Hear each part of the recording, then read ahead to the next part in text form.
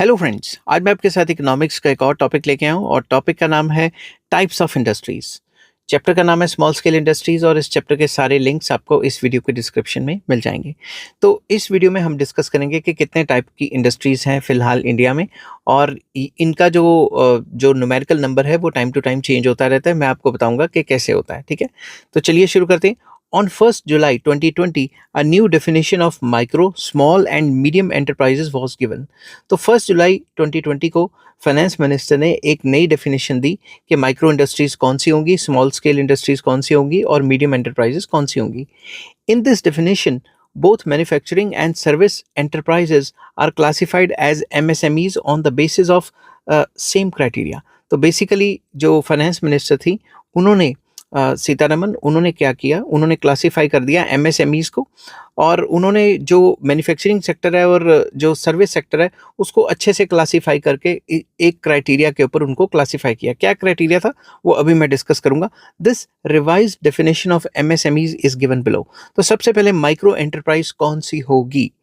When investment in a plant and machinery or equipments is up to 1 crore and annual turnover or sales is up to 5 crore, such manufacturing or service enterprises are covered in micro enterprises. तो उनका ये declare करना था कि भाई ये जो micro enterprise है वो वाली एंटरप्राइज मानी जाएंगी जिसमें मशीनरी या इक्विपमेंट 1 करोड़ तक होनी चाहिए, उससे ऊपर नहीं होनी चाहिए और उनकी सेल्स या फिर जो आउटपुट बना रहे हैं, टर्नओवर कर रहे हैं, ठीक है, वो 5 करोड़ से ऊपर नहीं होनी चाहिए। चाहे वो गुड बनाए चाहे वो सर्विस बनाए, उसको माइक्रो एंटरप्राइज कहा जाएगा। समझ गई बात।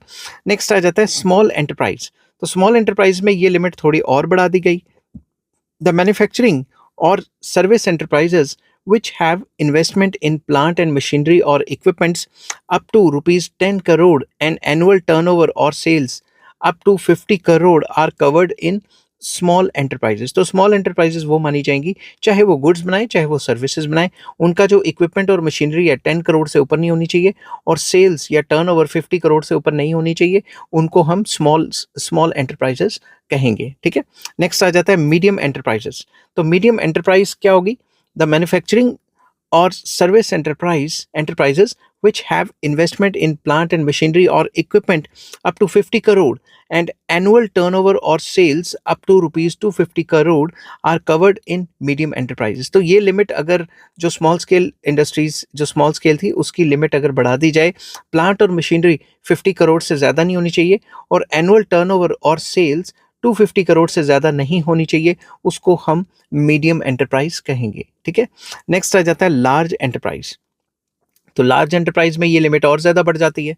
द मैन्युफैक्चरिंग और service enterprises which have investment in a plant and machinery or equipments exceeding 50 crore and the annual turnover exceeding 250 crore are termed as large enterprise। तो लार्ज एंटरप्राइज वो है जिसके पास प्लांट या मशीनरी 50 करोड़ से ऊपर हो और जो उसकी सेल्स है या टर्नओवर है वो 250 करोड़ से ज़्यादा हो, whatever may be the number, उनको लार्ज एंटरप्राइज कहा जाएगा। और लास्टली कॉटेज और विलेज इंडस्ट्रीज क्या होती हैं? These are run either as whole time और part time occupation with the full और partial help of the members of the family. तो ये वो इंडस्ट्रीज हैं, छोटी छोटी काम, वो इंडस्ट्रीज जो पार्ट टाइम भी कर सकते हैं, फुल टाइम भी कर सकते हैं, मगर ये काम ज़्यादातर फैमिली मेंबर्स की हेल्प से करवाया जाता है। कोई हायर्ड लेबर, कोई लेबर बाहर से लाके नहीं करवाया जाता। Capital invested in these units is very small. यहाँ पे जो पैसा होता है वो कुछ लाखों में लगा होता है, ठीक है, या उससे भी कम हो सकता है। These industries produce traditional goods with traditional techniques. तो ये जो इंडस्ट्रीज होती हैं कॉटेज और विलेज इंडस्ट्रीज, ये ट्रेडिशनल टाइप के गुड्स, शो पीस बना दिया, कोई दरी बना दी, कोई वॉल हैंगिंग बना दिया, इस टाइप की चीज़ें ये बनाते हैं, कोई टोकरी बना दी, समझ के बाद।